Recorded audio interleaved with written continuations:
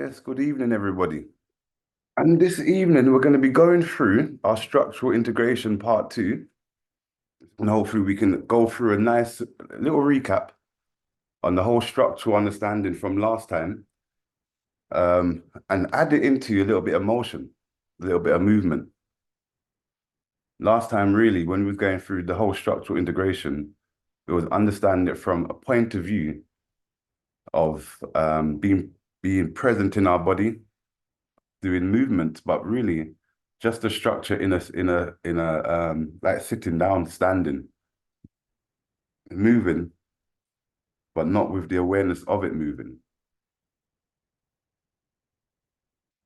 Yeah, so our aim is this week to understand structural integration in motion, and not just the concept of structural integration, which we touched on last time there.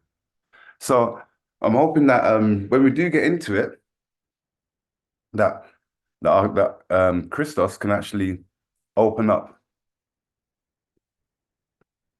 with that in a few moments when he joins us. So before we get into that, we're just going to recap on last week. So sorry, see, last month. Yeah, like I say, it's last week. So before we begin, what is structural integration? Is the question. What is structural integration?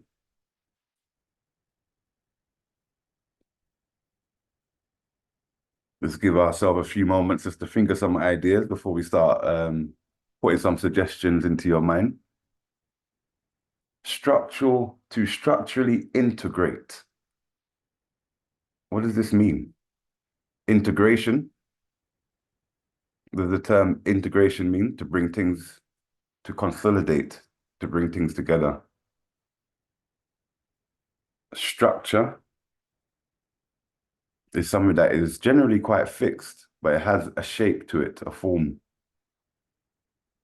It has a shape and a form to it. So the shape and form has been connected together into one structure or into one. This is the basic, just using the words, way to understand what structural integration is. Because we've come from the process of strengthening the body. Then we've gone from strengthening the body, yeah, to structurally integrating the body. From structurally integrating the body, we entering into a stage which we call mind power. And then from mind power, we're entering into a stage of melting.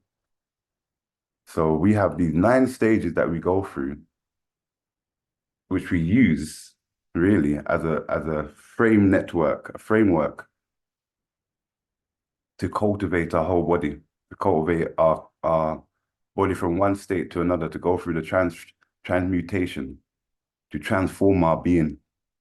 We've got these lovely 9 stages that we can utilize. And structural integration is the second stage that we're observing. And there are many things that we have to bring together. Most of the time, we're looking at lower dantian, the spinal engine, the pelvic floor, and this area. Then we're entering into structural integration of the middle dantian. That's the heart, chest, the upper back, the alignment of the shoulders, chest, and then we go upper dantian, the head region, neck, and alignment of your head, how you position your chin to align your structure. So you got them 3 basic structures though that we're working through.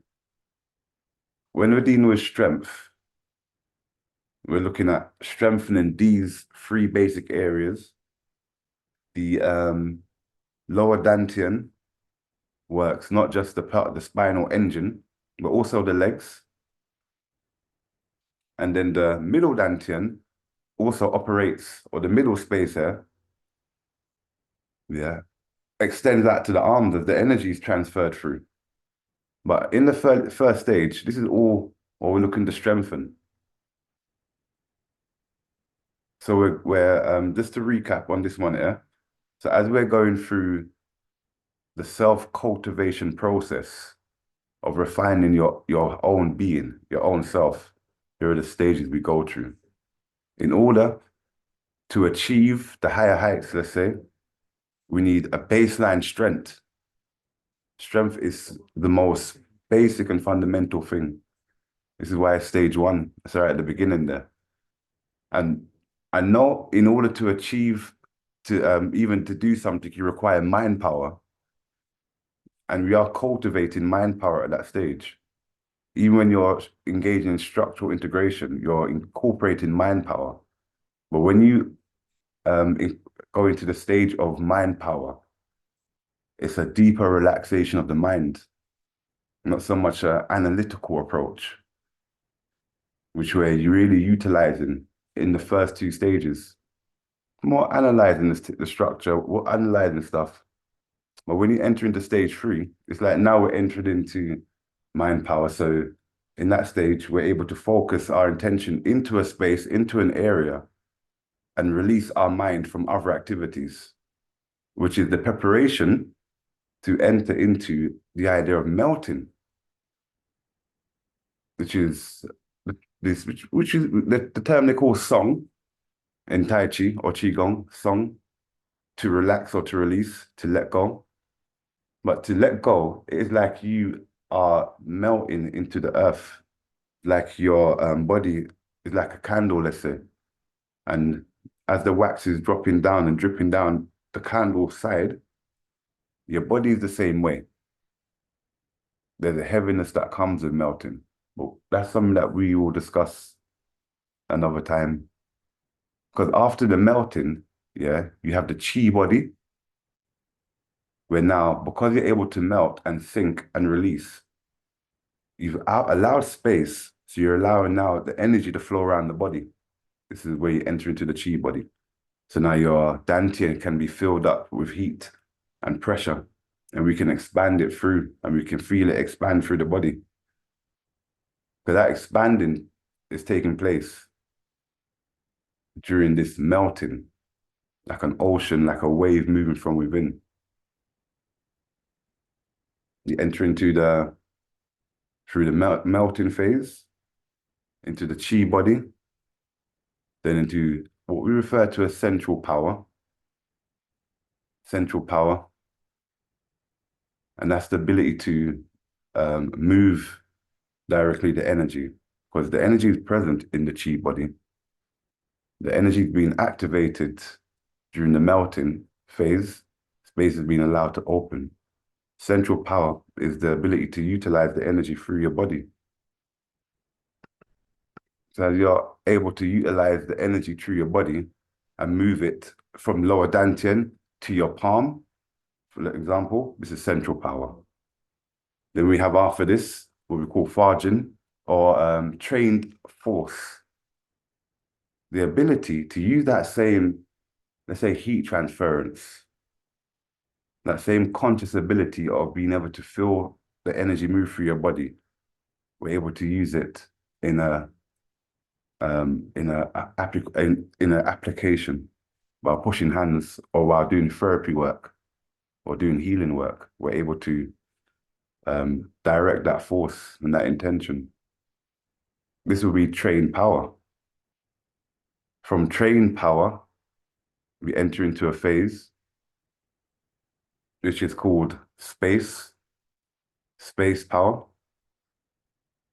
So from trained power, which is utilizing the basic forces, you enter into what we refer to as space power. Space power is on an everyday experience in the world. When we're walking down the road or the street and we feel somebody observing us or looking at us, and we can turn our head and look directly at that person there. Somebody's looking out the window, they just come and just drew back the curtain. And in that moment, as they drew back the curtain, you just looked and both of you caught eye. This is the basic level of a space power. Space power is the ability to excite fear concern, happiness, joy, worry in a person from your presence, just from your presence. It's the space that you enter into a room and your aura, your energy is felt. This is space power. Now, there's many levels and layers to space power.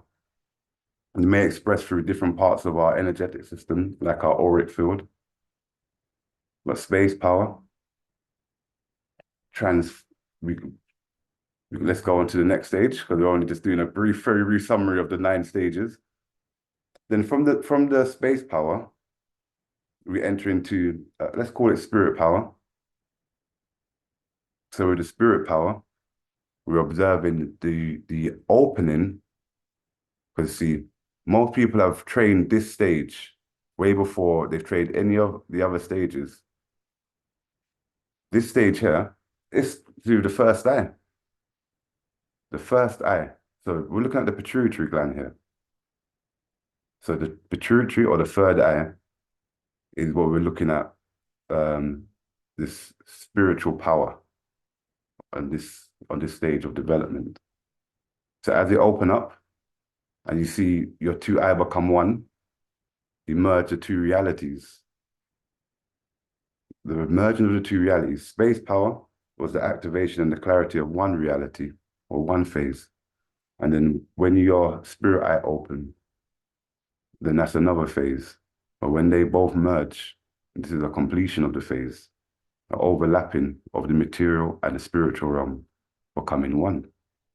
Your perceptions of reality definitely shift. The way you assume and the way you see things, there's a shift there. And the experience of going through it is also, can be quite aggressive. So you have your spirit power, which is the merging of your eye, your all-seeing eye. Then you have your Tao power, or the Tao column, or your celestial eye.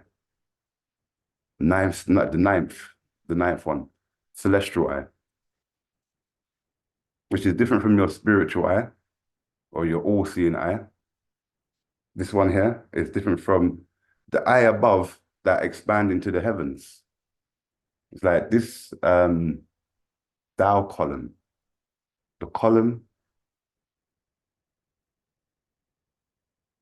ascends through the different realms. So it can allows you to go through the different frequencies. So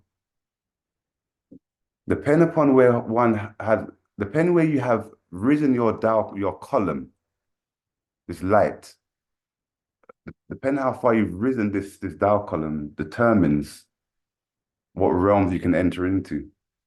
Because your spiritual eye, this is entering into, gives you opportunity to see in this realm. But when we're looking at this Tao column, we're really talking pineal gland. So we've gone into the pineal and activated and awoken the pineal gland. And the pineal gland come like the pineal gland come like a room, not a building, a room with many rooms. You go into the room and the room expands into a building, a room within a room. It's like the pineal gland. It's just the fractal nature of light is why the pineal glands operate in this way there. So when that is allowed to, let's say, ascend or connect, this pineal gland here, it allows us to see the various layers. And as we're able to see through the various layers,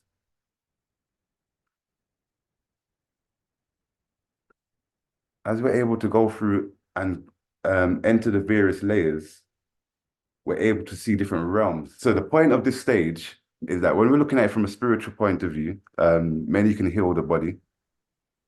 Many do spiritual works, prayers, chants, do those works there. Yeah.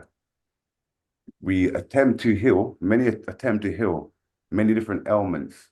But if your awareness or consciousness hasn't surpassed or entered a certain field of vibration, then we're unable to resolve those things there. So it's a frequency thing. It's that pineal gland allows you to access realms of awareness that allows you to resolve things in this reality. If you haven't entered into certain realms in your pineal gland, say it like this then, into your pineal gland, your ability to resolve certain things in this reality is limited.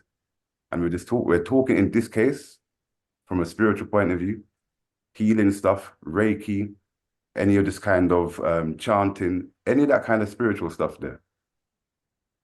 Even down to resolving conflicts and arguments, resolving issues like this. It's all related. Yeah, we dissolve that stuff in heart center and all that stuff there, but we're just talking specifically pineal gland. So let's say we see someone who's a spiritual person and we assume that they have the ability to resolve certain emotions inside of them. Yeah. If they haven't entered into certain levels of their pineal gland, then they're just unable to resolve these things. They're just unable to. And it's only when they've gone into those realms and experienced those realms and resolved those realms in their own consciousness, is that when they come to this reality here now, let's say, we're able to resolve it effortlessly and in mass, in large doses, not just a one-off thing. And that is more to do with the Tao column, the ability to enter into different realms. Yeah, because we have from the astral realm, there are many different layers within the astral realm. From the mental realm, from the causal realm, if I'm going to keep it in a Kabbalah language, because in the Kabbalah, or in that realm, they're talking about 7 different realms. Right, I'm going off on a little one here, but that's Tao. So those are the 9. Going through strengths first, structural integration, strength, structure, mind, then after the mind, chi body, after chi body, central power, connecting up the thing there, train power, after train power, spiritual power, after spiritual power.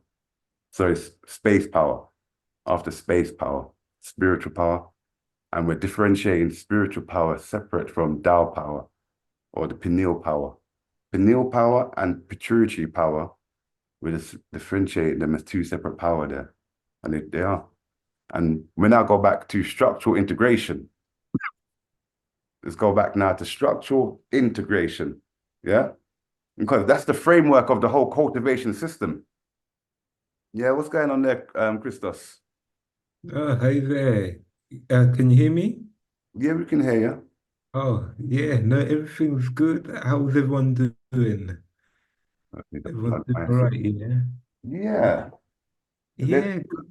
It, yeah, no, I got a presentation. I was just trying to download the last video to prove the structural integration.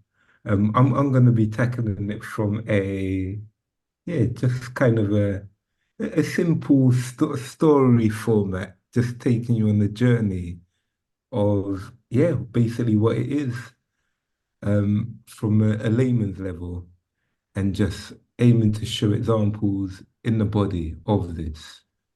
So yeah, have you got more to do, or you've done your part there? yeah, I've done it. Yeah. I was just saying before you came that Mhm. looking to relate it to motion movement because we've gone through Mm, the theory of the process already. It's the okay. idea of fascia and tissue, muscle and bone, and this connection Okay. there. Yeah, man. All So right. when you're So, ready, you're good. okay. So then, okay, then what I'll do then, if that's the case, I'll probably just jump to different examples then. But it's good So, to give them a brief recap on that one there, you know. Because what's the part that you're missing out there? And tell me that. uh, um, well, I'll have to go through it, and then we'll yeah, No, we'll know. it's complicated there, you know. You're all right, man. All right, let me see here. So what I'll do, let me just double check. So that's all good, good, good, good.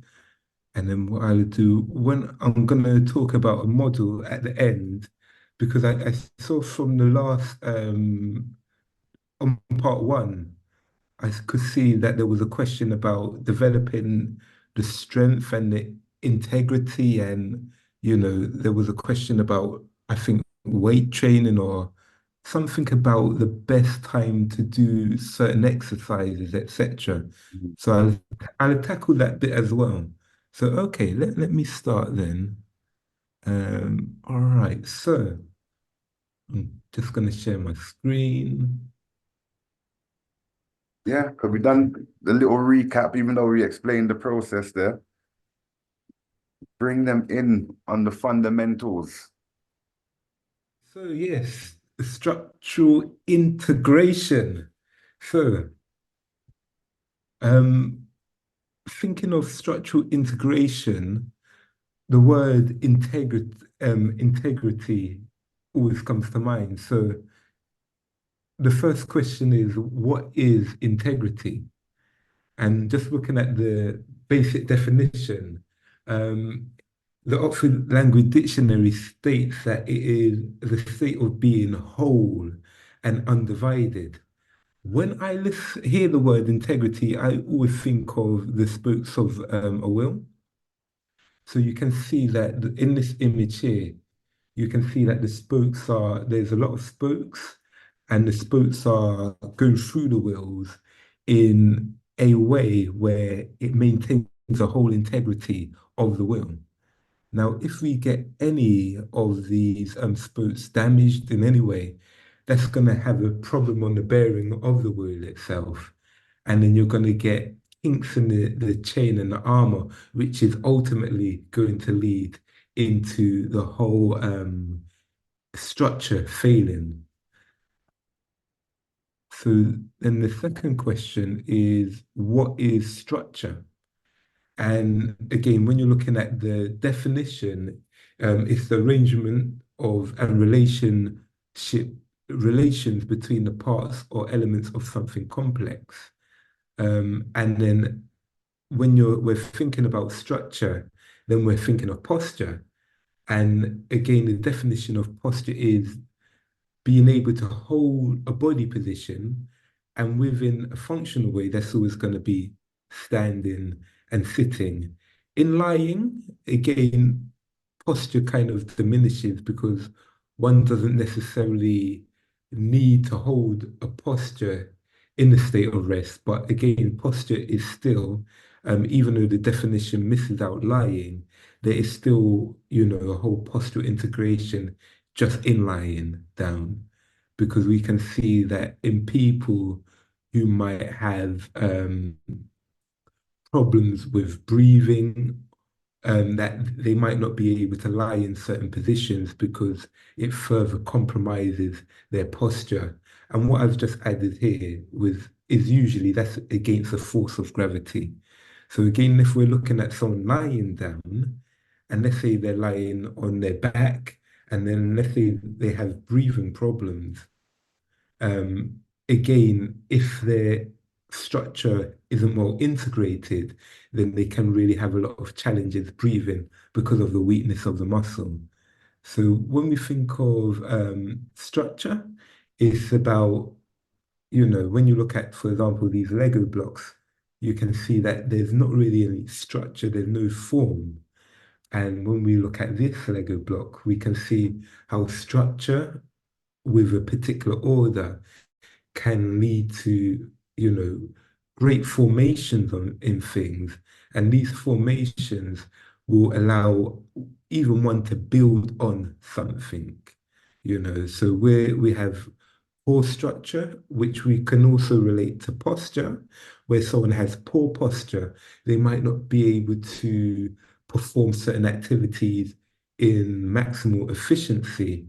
Whereas when someone has good posture, what we can see is that one is able to do things in a more energy efficient way and also do something with more force and precision. So again, and this is why they often say people who are engineers actually make good therapists. And the reason because of that is it's just really the way of thinking, and it's the lateral way of thinking. So a lot of these definitions, they're kind of coming from engineering definitions. So again, this is the Welding Institute that states structural integrity is ability of a component, structure, or asset to operate at optimum level under the pressure of a load, including the weight of the asset itself. They go on to also talk about structural failure and the things that compromise this structure. But you can see that this is very much of an engineering term.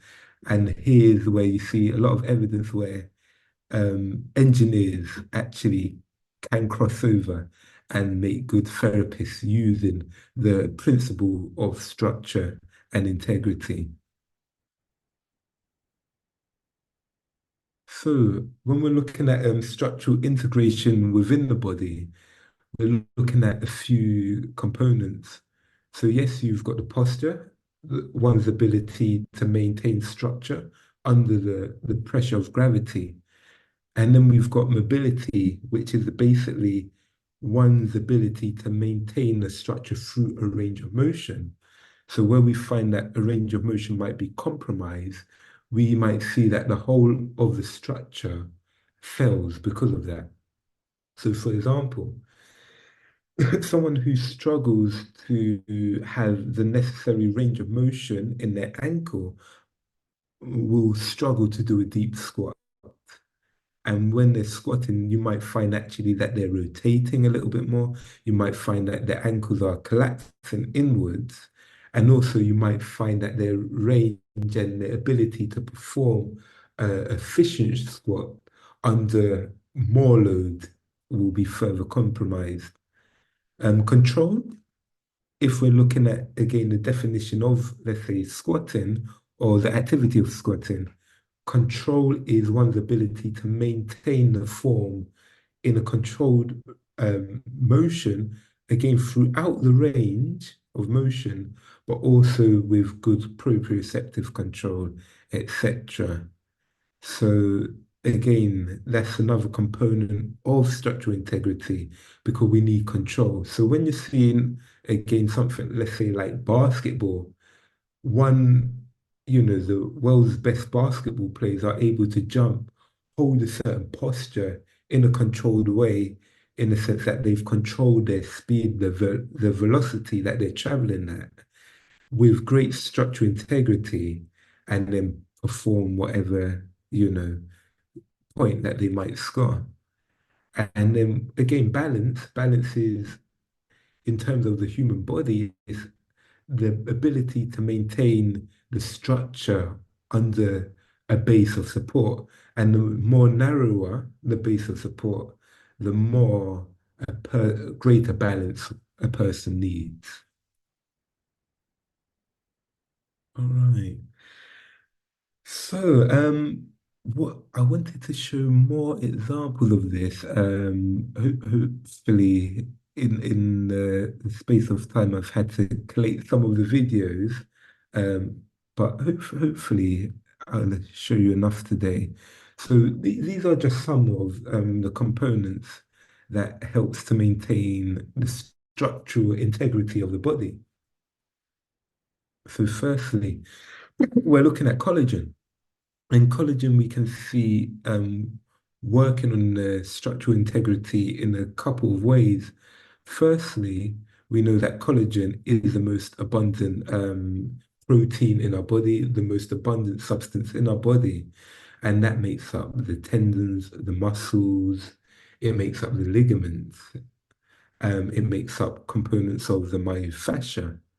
Um, and what we see with collagen, we can see that collagen, different types of collagen, and they make up different parts of our body. And when we're looking at collagen, also we can see that when the body is injured or when we develop a deep injury, maybe a laceration to a part of the body, we will see, we'll give, for example, let's say a partially ruptured Achilles tendon. So we're talking about the Achilles tendon, which is basically the tendon at the back, that Achilles tendon, right at the back of the ankle there. So let's say someone's ruptured, partially ruptured that area, we're going to see that the whole structural integrity, if it's on the left side that's happened, we're going to see that the body is going to be failed and compromised on that left side. So where the person might normally stand nice and upright, we might find that a person is now standing in a way which is leaning off that problematic area. And again, now the whole structure and the posture of that person is less integrated. And that's again a part of the of failure of structural integrity, which again can be related to buildings from an engineering perspective. And yes, there's that part of it where we can see there's a shift, but then again, through the remodeling process and the body attempting to repair itself, it will try and lay down extra collagen fibers on that injured side. And by doing that, it's making an attempt to actually promote more structural integrity where it's failed. So this is how collagen itself helps to overall maintain the structural integrity because it's so abundant in our body and it's heavily involved in repairing parts of our body. Now, what we might see with something like a ruptured Achilles tendon, we might see that that an area can become extra tight. And again, by being extra tight, that can already compromise in a different way, but still compromise the overall structural integrity. It might not be as bad as where everything's freshly torn, but it still might be bad enough to still affect the structural integrity. All right. Again, we're looking at like myofascial slings, and it's heavily related to collagen because it's how muscles, tendons, ligaments become all integrated in a way that makes our movements more efficient. So, we've got like the postural sling here, and then we've got an oblique sling there, whereas our posterior sling, that will again help us to be more upright, shoulders a little bit back, standing nice and erect. Whereas what we might see with our oblique slings is it helping with, movements such as walking, running.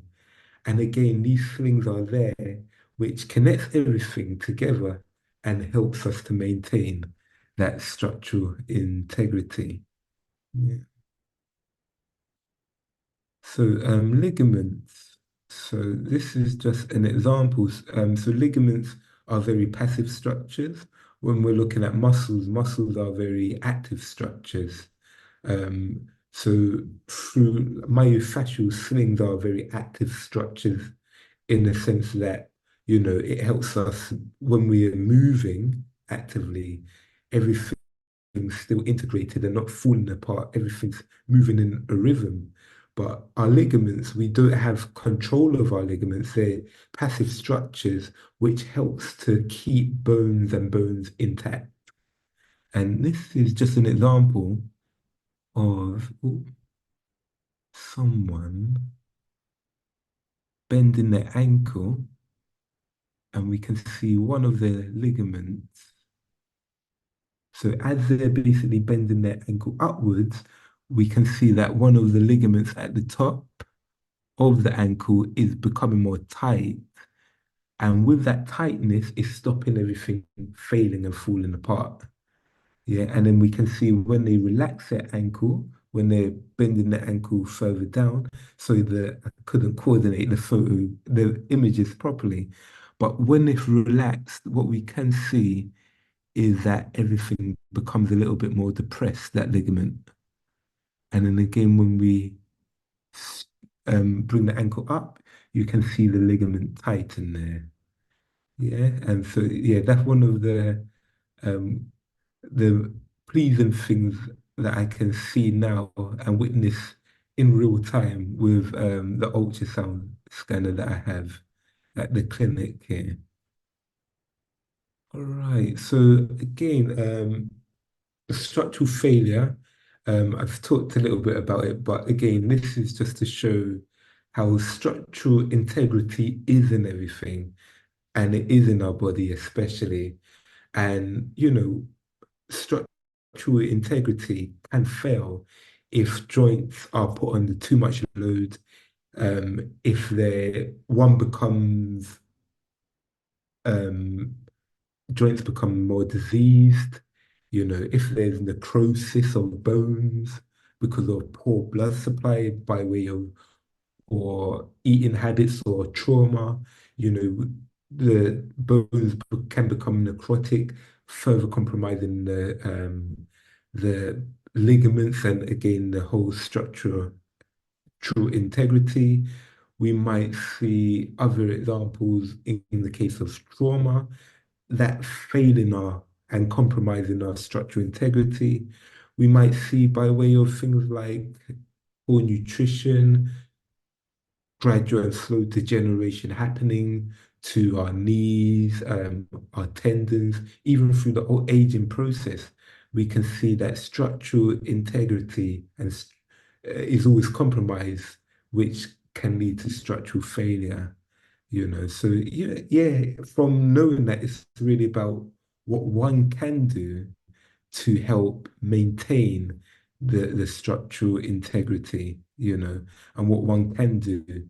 And, as a physiotherapist, exercise is one of those beautiful ways and beautiful things that you can do to maintain strong and healthy throughout one's life.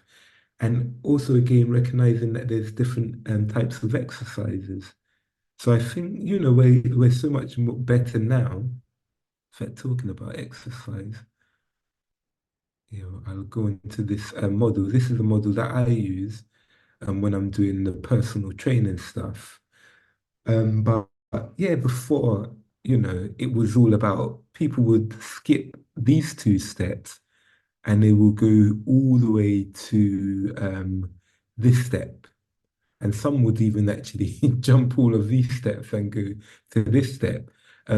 Power, power this there's no not to say there's a particular order, so you have to go through step one, two, three, and five, but you must at least have step one and step two to even be able to think of the other steps. Or if I have to correct myself, actually, I would say step one and two before you even think of that. And when you get to this step, it's good to do this step before you go to this step here. However, once you've got steps one and two, you could potentially just jump to that power step. But again, it depends on what you're doing, what sports you're doing, what activity you're doing. And again, the load of what weight you're using when you're doing these power activities. What I wanted to do, just give you some examples. And I'm just going to see if I've downloaded that. So what I'm going to do, I'm going to stop my share for now. Just open up the floor to questions, and then I'll show the videos just to give examples and reference to how this would look, just for there to be a clearer picture. Well, thank you for That your introduction there into the understanding structure and the various layers and how we can approach it, which is the last part you're going into, isn't it? How to approach yeah, strengthening this structure of our body. yes, yes. So I've got some good videos. I just need to, with the technology, it makes it easier. Because Uh, personally, this process is a back and forward kind of thing. They're all kind of back and forward. It's like mhm. step forward, back, two steps forwards, one step back, and it's like you're always checking back on yourself. So between Yeah. practicing the strengthening, stabilizing the body, then building up your ability to execute um, strength with power, then you're back into structurally integrating again. But it's a whole new level of your body that you're operating from. And then you have to learn how to integrate that. Because you move in a certain way in different parts of your body. Listen, I strain myself doing movements where I'm supposed to maintain myself in a certain alignment. And another part of my body has not moved, has not responded in the right way. And I've been out of action for weeks. So that stuff there, when you go to higher level, and that's really when I'm describing now, maintaining your structural integrity while using trained power, where now you're actually utilizing a force with power and you're trying to maintain your integrity of your structure. So that means not allowing yourself to go out of a certain range. And when you do it really sudden and rapid, yeah, different parts of your body move differently. That's when So you have to go back. this is the first example. Uh, yeah, can everyone see that? Mm. It's not, is the image very bright or The background looks right, but it's all right. okay? So then this part of the model, phase one, is looking at stabilization and endurance, you know. So that might be an activity such as a plank, and there are various ways you can do it. You can do things like even bridges. So for myself, planks and bridges is a nice. 20 seconds up. Yeah, oh gosh, you can hear me talking. But yeah, planks and bridges is a nice way to activate the muscles, keep a good structure, and you can see that by doing things like this, it sets off a nice basis. So I'm gonna just show an arm workout, but I'm not just jumping into any power stuff, because without having the structural integrity and a base where the muscles are working in an integrated, static way and under a postural endurance, then I have no frame. And this is something where, I love the Tai Chi, because again, the Tai Chi or the Qi Gong, especially where you're holding the static posture, you can see there's a good translation into doing that and how it actually helps the rest of your workouts. So then we go on to the next phase.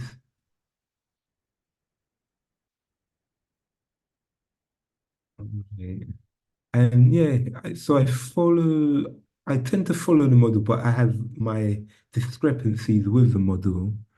Um, but on the model is about then more endurance. So the first one I showed you is more stabilization, but then this is more endurance now. Stabilization endurance, I believe, is called on the model. And that one is this activity here. So, Mhm.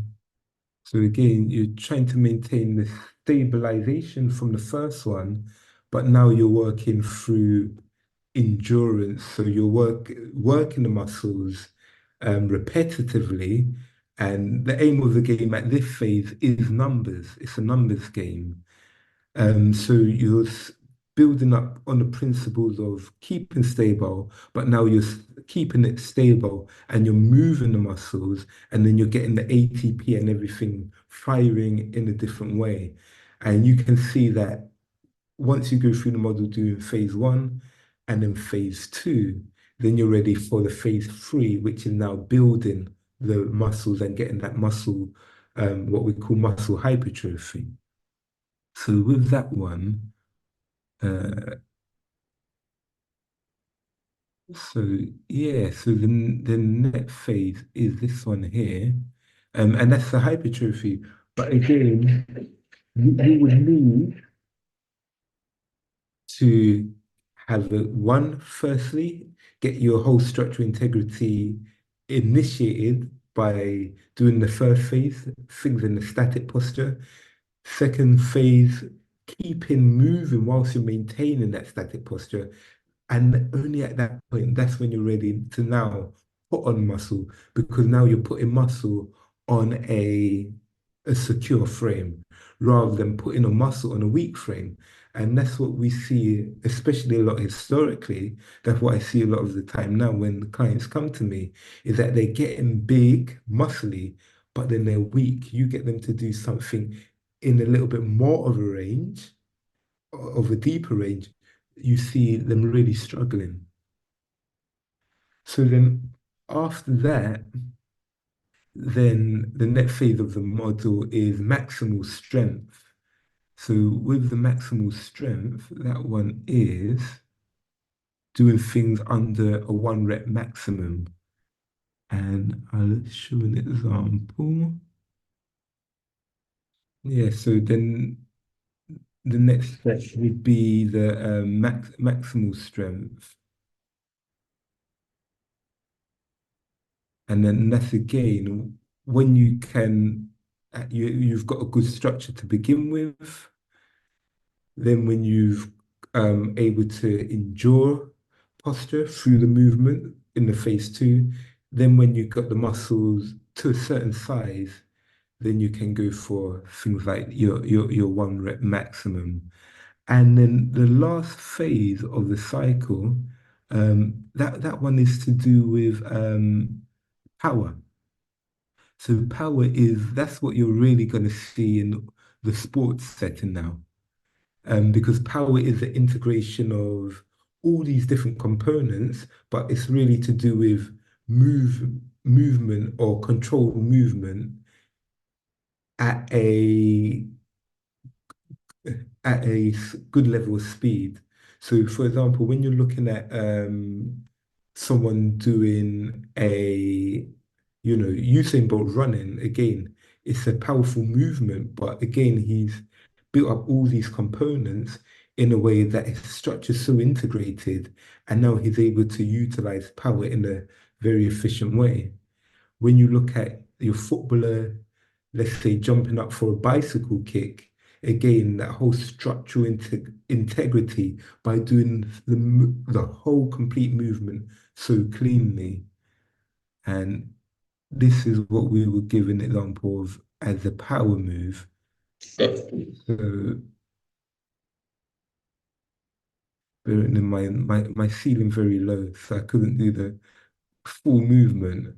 But doing that in at a certain level of speed, control, etc., that's where the power. So another example of power might be the push-ups, but even more powerful would be the push-ups and then the clapping and then coming down in between every time you're coming up and down.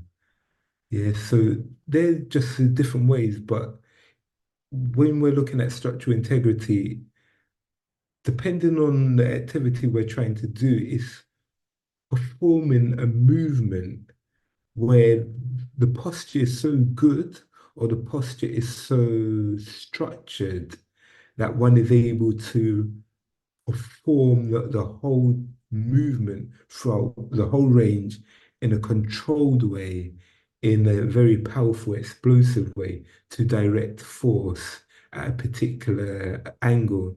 So even when you're looking at things like Tai Chi or even like pushing hands competition, where one is trying to maintain the structure and then throw another person off center, the best Tai Chi practitioners are going to have such a integrated structure and integrated posture that they're able to do these movements in a very energy efficient way, but very effective way, where one will be looking at the movements and thinking, oh, they've performed something in such they've used a lot of force to produce a movement.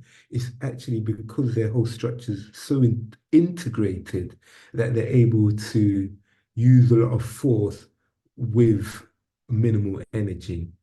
And that's why even in the last video, in the last webinar that Sahu done, where he showed you the guy who was, I don't know, 5 foot something, weighing next to nothing, taking down a person that was literally double his weight and double his size, you know. So yeah, it's just sport. So again, it's not to say one has to go through all these different phases of strengthening, but when you get in the first two phase, you're doing big justice to helping your body maintain structural integrity without compromising anything you do further up the chain. So you miss the first two stages and you do everything else. You jump into this exercise without having been able to do planks well. It's just an injury waiting to happen because the whole structure will fail. And that's why, it doesn't have to be in the exercise realm, but even things like walking, you know, walking, we must have good posture. Running for the bus, you have to have good posture for that. And what I'm seeing, which is very evident and very clear, is even now working on a desk, if you have a desk work job, you have to be very mindful that you can't skip the process. So we look at athletes and we go, athletes have a job and their job is to play sport. So what requires them in their job, it requires that they're exercising a few times a week, stretching a few times a week, eating right, doing all these things just to do their job. And yes, they need to do that, they're athletes. But then at the same time, we might say, oh, we're just working on a desk all day. Let me, I don't need to do all the exercises. But in this day and age, you do need to do exercise. Everything you do, you need a certain level of strength and integrity. And the people who are neglecting their exercises just by sitting on the desk, they're the ones that are coming to me with all these shoulder problems, neck problems, because believe it or not, they might be sitting on their chair all day, but they need to do exercise. They need to train for their job. So no matter what job you do, you need to train for your job. Because if you're having problems and pain because of your job, that means you're not trained enough for your job. And if this was as regulated as, I don't know, FIFA or the FA, most of you will be disqualified from your job. You'll Mhm. be told not to work, and you'll be told you can't work because you're not fit enough to work. Yeah. But the reality is, they don't care about your body. As long as you're making the money, have your pains, deal with your pains, lead yourself to premature aging and premature problems. As long as you're making us our money, destroy yourself in the process. Yeah, We but will that's no find different. That's no happen. different from in the football realm until you get to that position you describe as FIFA or Premiership one and you're getting paid.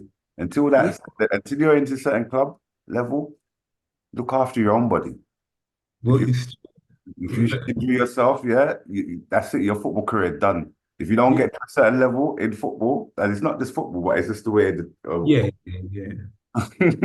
It's true. Well, the only thing with football, unless you injure yourself young, most of these footballers have £1 million in their bank account when all is yeah. said and done.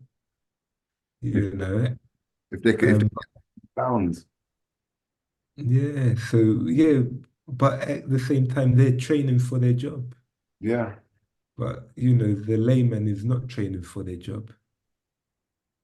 That's what we therapists there for, to educate them when they come for a treatment and they go Mm, through whatever correction that they go through in their body. Then we give them exercises to do to make them more efficient at the work that they do. Even though it may mm, not be described in that way there, the mm. rehabilitation and all the exercises ultimately what you're describing there make them Yeah. more efficient in their work, loosen up the upper back somehow, whatever movement it is, the Mm, shoulders, mobility. But it's true. We have to train for the work we do. I said that mhm. many a client, like builders is the best.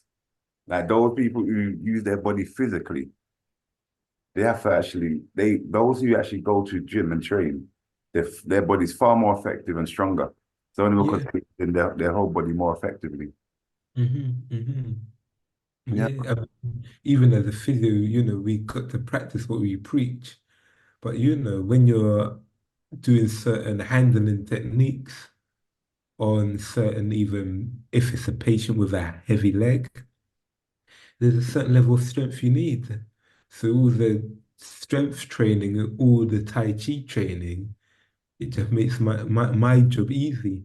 So even if I, personally I wanted to be a hypocrite and not do exercise, it's it's impossible not to do exercise because if I do exercise then I can't do the work. So it's more than just, oh, I'm gonna grow a belly if I do exercise. It's actually I'm gonna have problems. I'm gonna have injury that I'm gonna have to deal with, which is gonna put me out of the game. Each So yeah. industry is different, isn't it? Because when I was in the when I first entered into the therapy world, within the Mm, first 10, 15 years of knowing a lot of different therapists, a lot of them had stopped being therapists of pain in their hand, strained hands, mm, issues with their wrists. A lot of therapists went out. By the time I got 10, 15 years in, yeah, a lot of people disappeared.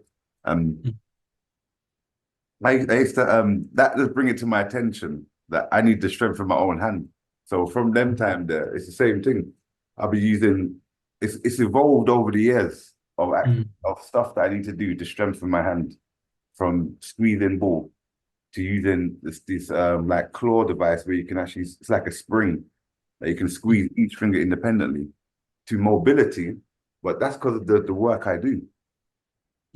I have mm, to specifically train my and strengthen my hands in order to mm. make the strength and dexterity of my hands, so then I can use it to the best of my ability.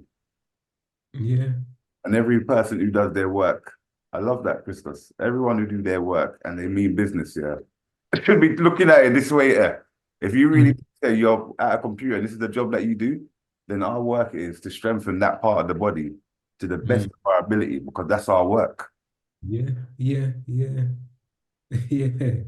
If you're a desk-based worker, you want to strengthen your upper traps, so you're not, because I see a lot of people, they're surrounded. Yeah. And the thing with structural integrity and working on the area, it's very hard, almost impossible for me to roll my shoulders forward in that manner. It's very difficult. Naturally, my body always feels like it's back, you know. Open up. And yeah, yeah, and you hear the comments like, "Oh, you've got good posture," blah blah blah. But once you train the area, it's you can't do that. It's not possible when these muscles are strong, you know. Definitely So, more, definitely more aware of it when you slipped into a temporary poor posture. Even mm, if it's subtle, it's very yeah, you're very aware of your shift. hmm yeah, it becomes difficult.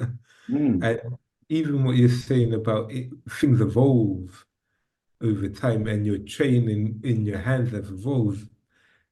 It's kind of like a natural process. Once you've done something for so long, mm, you don't need to do the same thing. So, for example, I might give a client a program and they've got ankle problems. And now they're doing very isolated exercises. They've got the band on the ankle and they're doing this, mm. strengthen the calf Yeah. muscle, or they might be doing this one to strengthen the muscles at the front of the shin. Then they might be going inwards and outwards with the ankles using the band. But for a lot of people, that's boring, And fair enough, it is boring, it is tedious. But once you get to a certain point where you've actually mastered it and you've done it properly, then you can evolve the exercise and make it more fun, challenging.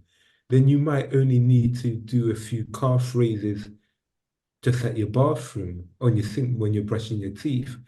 Then you might think of balancing, whilst you're brushing your teeth. Then you might think of balancing on a wobble board. And then you might say, oh, actually, I'm doing really good at that. Then you might go, actually, let me do something like Tai Chi. Mm. Let me do something like Pilates. Let me do something like yoga. But now you've isolated previously and you built up a certain level of strength.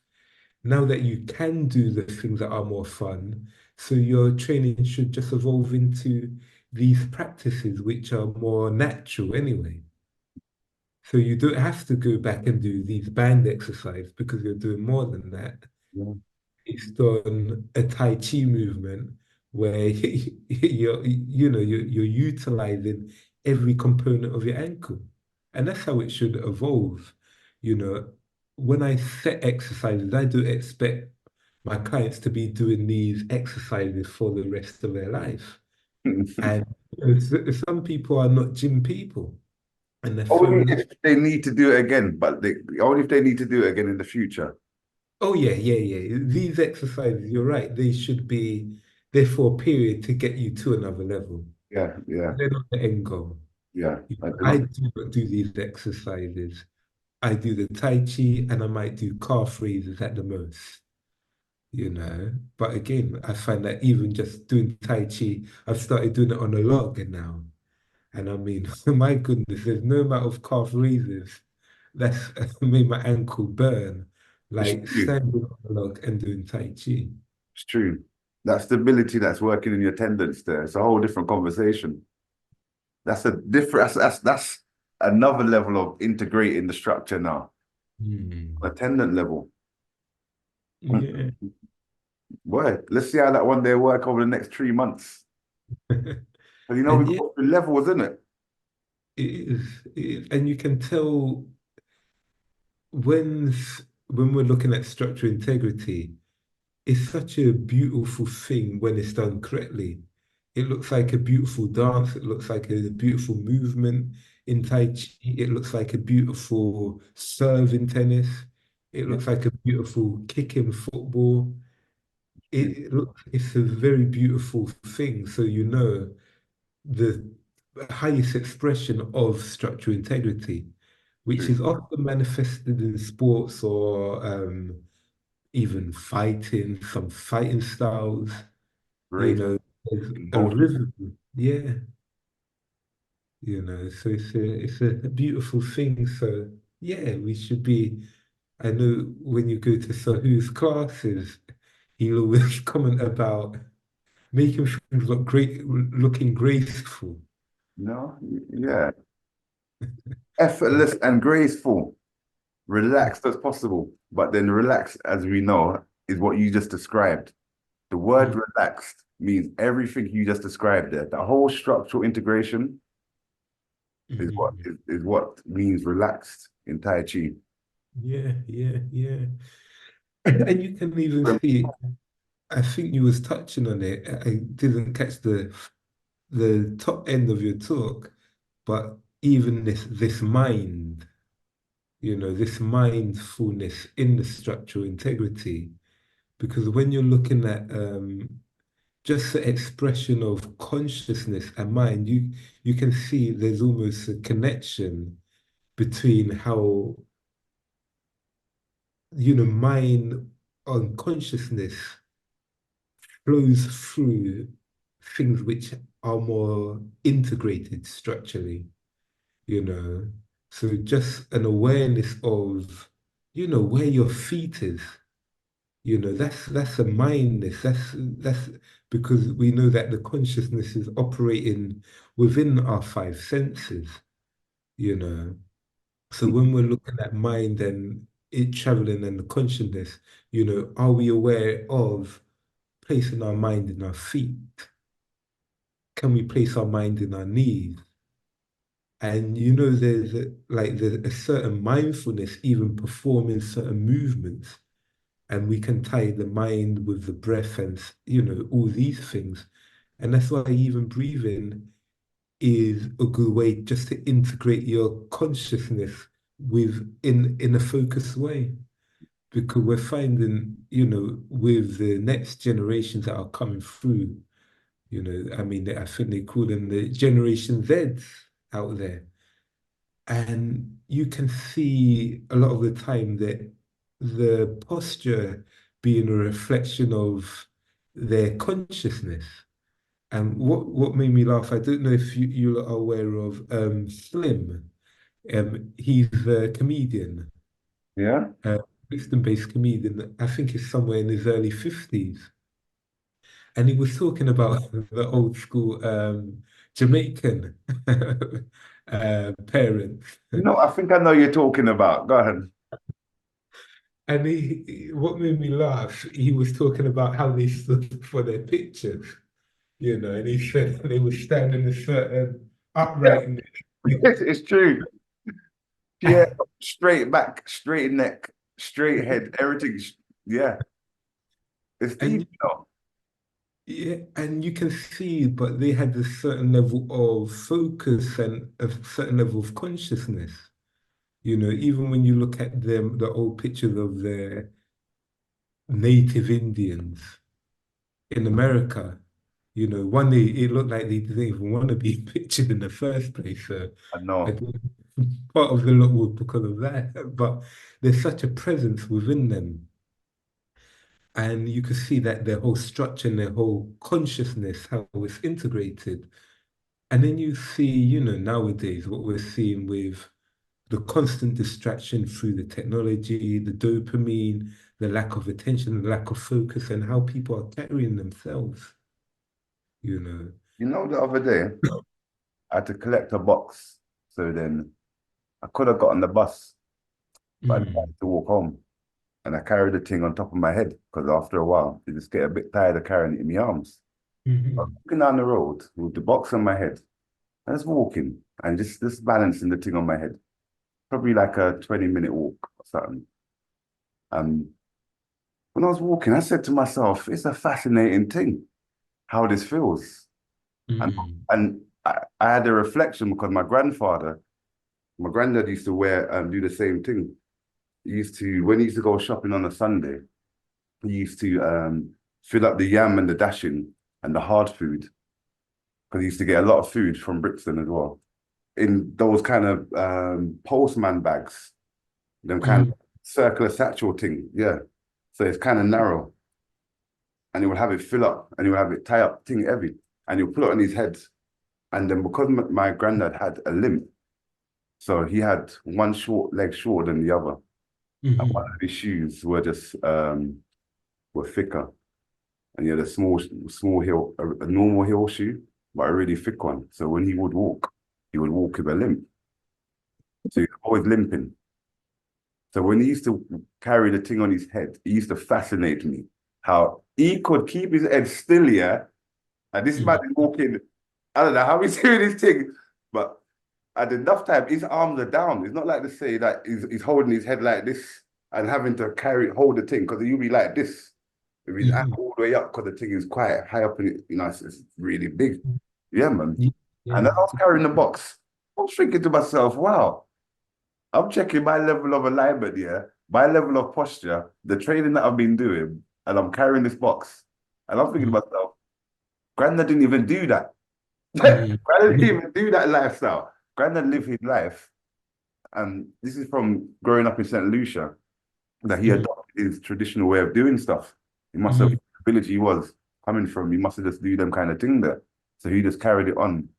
And when he was here, any heavy stuff he had, he would put it on his head and he would just carry all stuff like that. And when he was just talking about back in the past, that's the thought I was thinking during the week. I was mm, thinking, man, look how much we have changed, man. mhm, Like, mhm, wow, average youth can't do that stuff there. Walk down the street and put a box or a bag on their head and carry it. You want to carry something for 20 minutes, 30 minutes. We're so used to car or putting stuff into a vehicle, or we're not used to using our structure mm. in another structure and move with that or maintaining structure. Yeah, man. Yeah. Them thing of training, Christos. That's the only reason why I done it. I'm like, forget about that bus day. It's my only chance to actually do this training again. Yeah. And then if I loosen up your neck, I don't even know how they manage them thing there. I know what I carried was no way as heavy as my normal as granddad's normal stuff every Friday. Yeah, yeah, yeah. Beautiful. The elders were on a different level in the past. We have to bring their memory back in. Hmm. Yeah, and a different type of strength, isn't it? Yeah, it's a different type for real.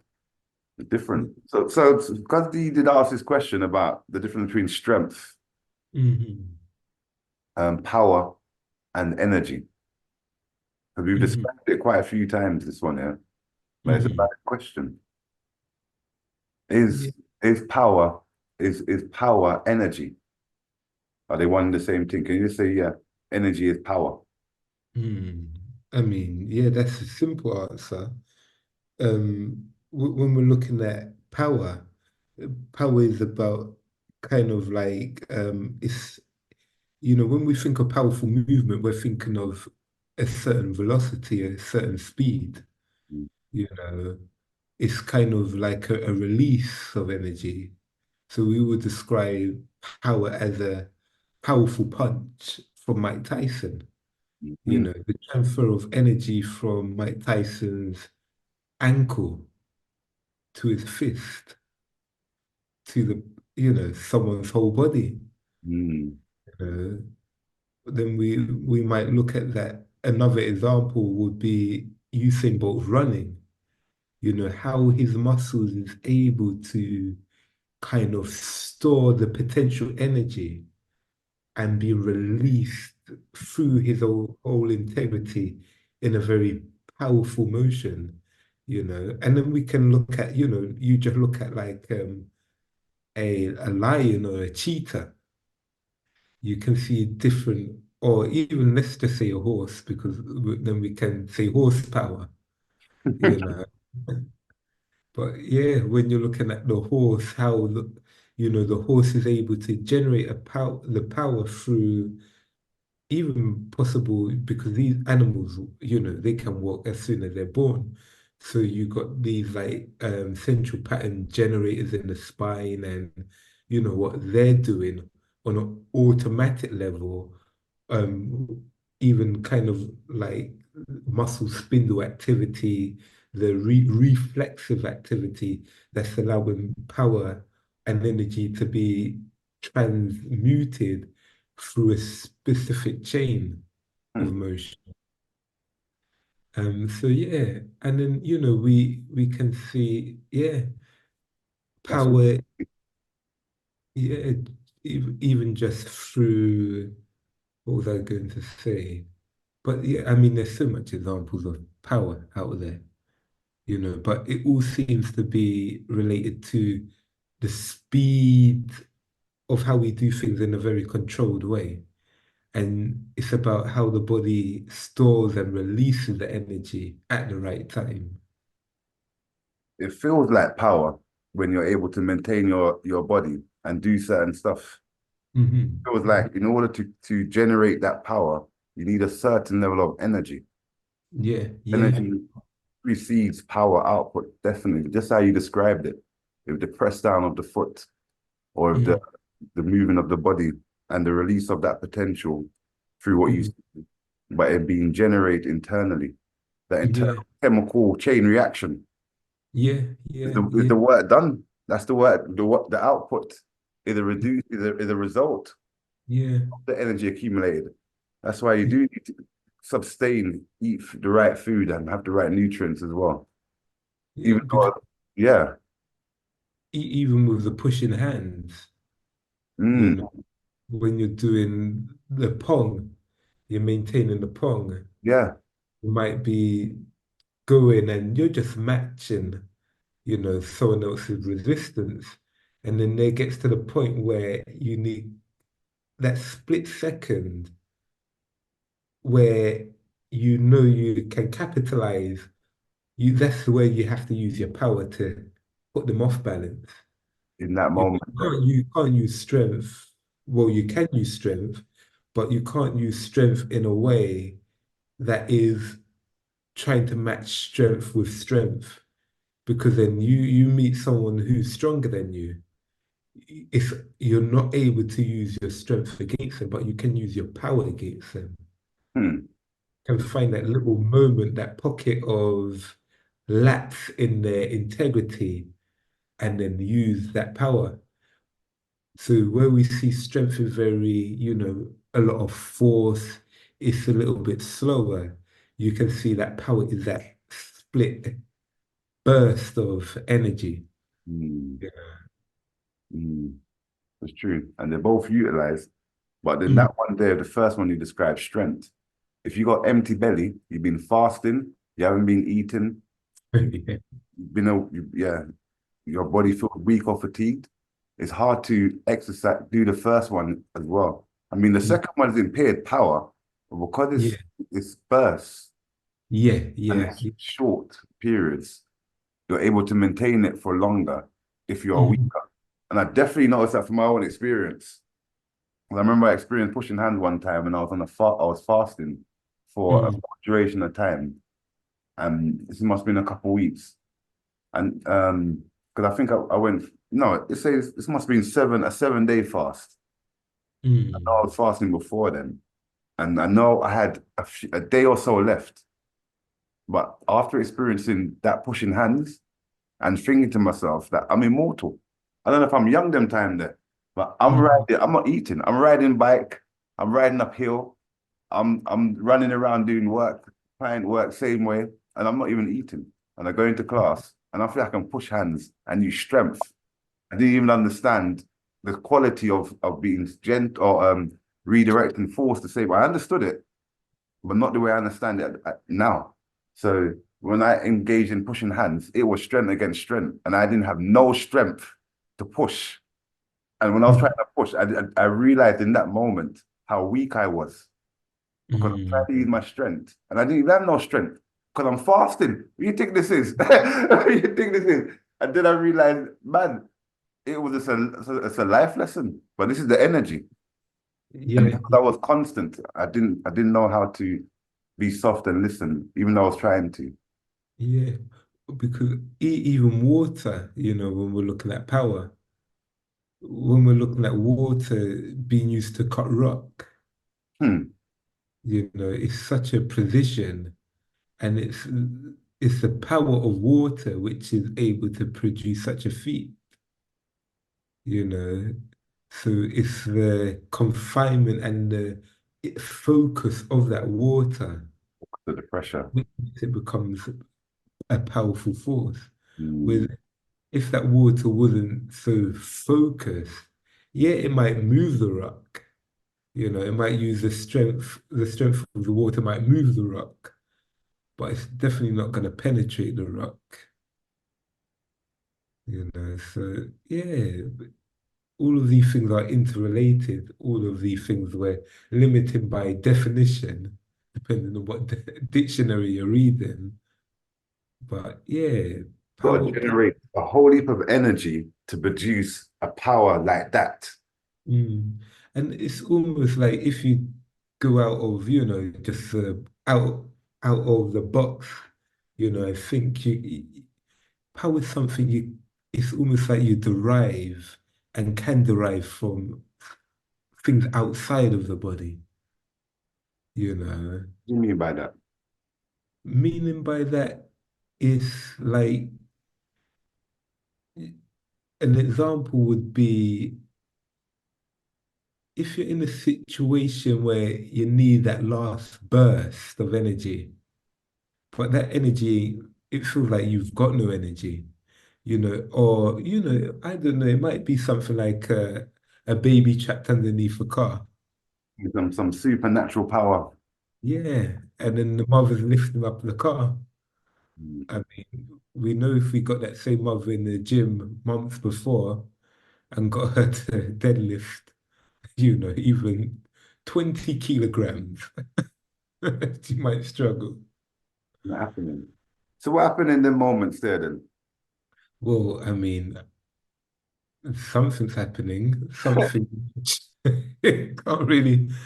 I mean, if I try and explain it scientifically, Yeah. who knows? We don't really have the apparatus to measure it at the time. You get what I mean? Maybe with virtual technology, when we can confuse people and get them in them scenarios and put them in the lab, maybe. But yeah, no, It's almost like they're Capture that. drawing. If you can capture that knowledge or that science, that's gone.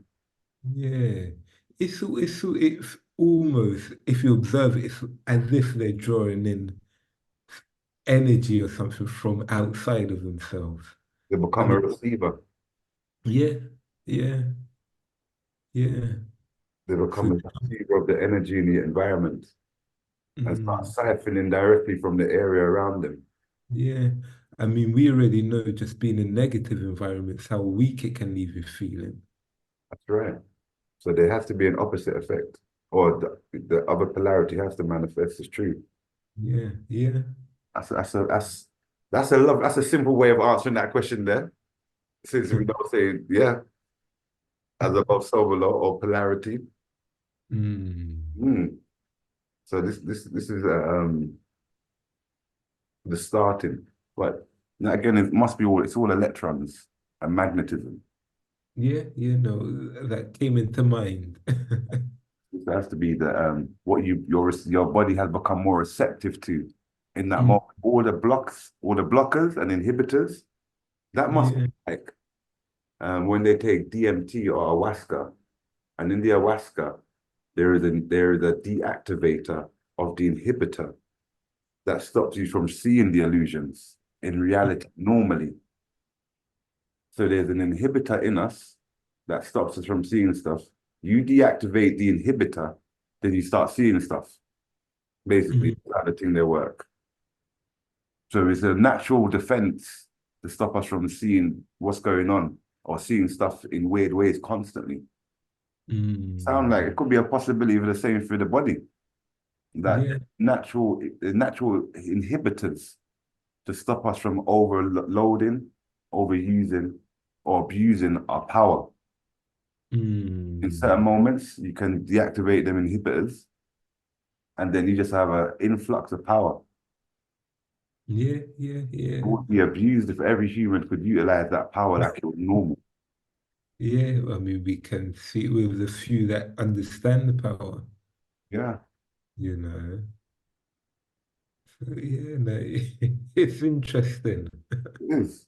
Because that's a later stage of the process, really, what we're looking into. And we're looking at in the cultivation process, what I was describing before you joined us is really central power, central Mm, power, as well as trained force. But central power is more to do with the ability to move energy through your body. So mm, say you can move someone hold your neck and you're able to maintain the integrity of your neck while somebody's punching your belly, let's say, for example. mm, So because that whole hard punches to your belly requires you to do tensing, which will put shock into your throat, but you're able to maintain that. mm, That's like a demonstration. Trained power is like being able to bring your, like in Shaolin, bring the energy to your back and then lick your back with something. Um, put a spear to your throat and spin around in the center of your belly. Being able to, sorry, central power, being able to project energy to that location and shield it, mm, where it's able to do stuff that no normal part of the body could normally do, mhm, mhm, especially if the area is quite thin. So we've reinforced it and strengthened it through being able to direct consciously our thought and focus and energy into that location there. mm, And I think that would be an aspect of so a higher level of it, we'd be able to consciously generate strength through your whole body and then lift up that car. mm. Because now we've gone through the whole body, not just an isolated part like the belly, the throat. We're not just Yeah. taking it to the back where someone's going to lick you on your back or to the thigh or someone's licking your head with a brick or you're doing Mm, cartwheels on your head and you're bouncing and bouncing and bouncing because of the areas, that's different parts of the body achieving the same amazing physical feat. mhm, But imagine that now, the whole body. Well, this is the higher level. mm. That's why it has to be spontaneous, isn't it, Christos? That's a high level. This yeah. made me, yeah, man, when you said that, it made me think when I was asking you why. I'm like, yeah, why is that then? What is going on with this really? Yeah, no, I mean, I think it's interesting when you do say about abusing the power and how there are probably processes in the body which is stopping us from, you know, tapping into that power to be used at all times. And it's Definitely. almost like the it's like the guardians, Hmm, even with our own subconscious awareness, definitely. the guardians that will stop us or scare us That's right. from Yeah. opening certain doors and until we're ready in our consciousness to actually deal with it. And we know when we're dealing with the demon that it's a symbol of actually being able to deal with the thing that is guarding. Hmm. That's a serious journey, that one there, to confront the guardians of the gate of each realm, the Mm, guardian that guards the gate of each realm to enter into the next realm. yeah. Or we'll just combust if we have all that power, I think. You know? It's burst through the body. That's probably what is true. So therefore, the body has to be prepared and conditioned. Mm, It has to be prepared and conditioned in order for that to really be successful. mhm, And then it's true. Achieving certain things in a certain environment is not to our advantage. mm. Yeah, yeah. Preparing that kind of body in this kind of environment, it's it's it's it's, it's. I only say that because observing training to a certain level here and abstaining from certain dietary foods and living a certain way, um, the effects come like it's detrimental. You feel like you're doing a good thing, but you feel a lot more discomfort than you feel good. Mm, But you take that same body and put it into the nature, and then you excel tremendously mm. because your body is actually prepared for that environment. The pollutants are quite you have to maintain the balance of the yin and the yang. That's what it come like. Yeah. Maintain. So any questions there, everyone, before we finish up this evening? You can just yeah, because we're going to finish up in a few moments. Before we finish up, I don't know if you want to recap on anything on this structural reality. Yeah, no questions. On the structure to integrate. Mm? So I know it bring enough thought, but you can write the question in. Um, but why we're doing that, because as we said, we are finishing a few moments. If there are no questions, Mm. we Christos, we just give them a brief recap. Hmm. So, yeah. So, no, firstly, when we're looking at again, integrity, talking about the wholeness of something, when we're looking at structure, we're really talking about posture. So then we can say structural integrity is the wholeness of our posture and everything working in relationship and tandem with each other. And we understand that when we're looking at integrity, integrity is to allow us to move through within our physical bodies to move through different environments. And different environments will have different demands on our structure. So the environment will usually determine how integrated our structure will need to be. There's many things in structure where our structures can fail. Even before structure failing, there's the thing that will keep our structure. We're looking at collagen, the most abundant protein in the body. We're looking at, our muscles to help us give our form and posture, and that works through the myofascial slings. Myofascial slings being chains of muscles connected. Um, when we're running, our oblique slings will kick in. So our slings and the integration of our muscles will help our posture. That's a very active approach. Then we're looking at very passive approach of our structural integrity, which are the ligaments. We don't necessarily have physical control. We can't contract them, but they're there to help maintain the movement. Yeah, they're there to help maintain are arranged so that things don't move and slip and slide. Again, helping us to maintain that integrity.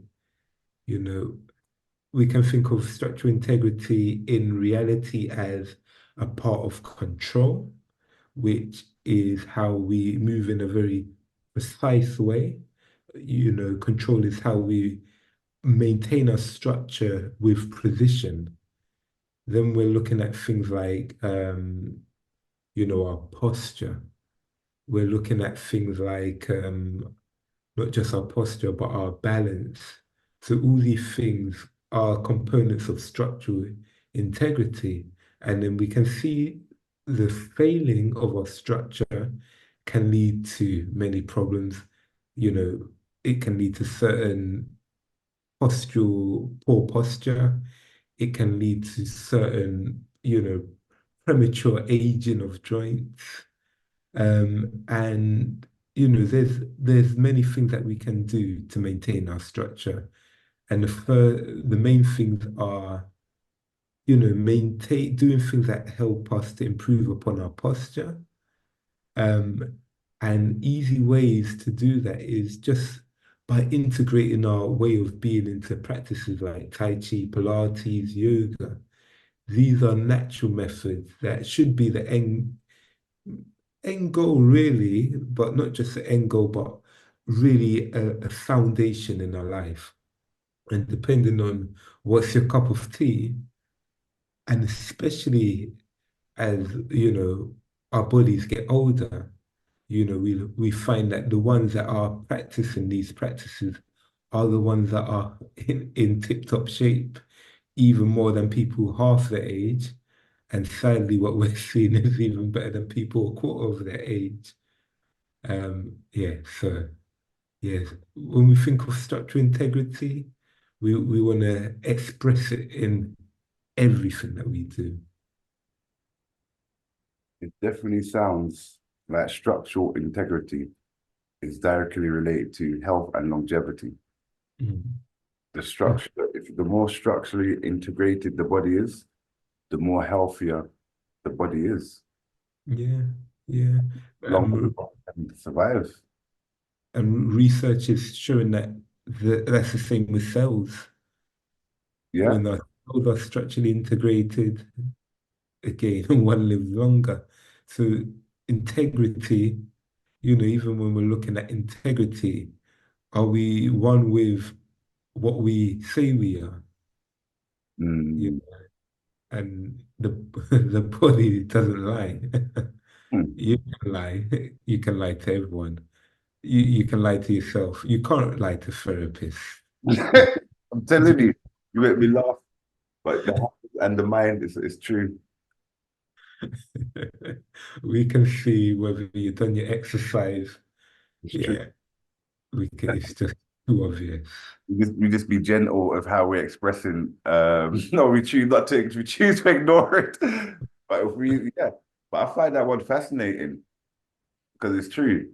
Any injury, a person may not express it. You can see it or feel it. And if a person is supposed to be doing things and they've done it, you can feel it. It's just no deluding a person who's engaged. Mm. And that is a part of what I was describing earlier on, before you joined in. I love the way it touched that on before you vanish. The space power. It's hard to understand space power, but space power is like this. Mm. You would think it's spirit power, but space power is that ability to look at a person and be able to not see the illness in them, the structure, the failure of structure or the failure of organs Yeah. or the malalignment of the person. You can see that just by looking at that person there and determine their state of health. Mm. This is And yeah.